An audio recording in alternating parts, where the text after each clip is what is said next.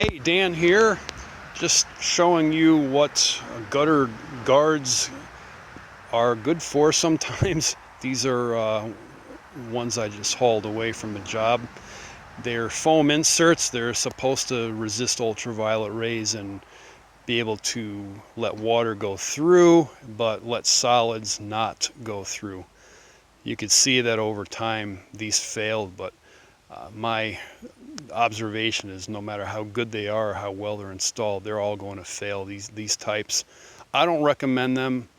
I don't actually recommend gutter guards at all, but if you do get gutter guards, I would suggest getting ones that are ironclad, guaranteed that if anything goes wrong, you're going to be able to get compensated for it, and by somebody that's reputable and actually knows how to install gutter guards.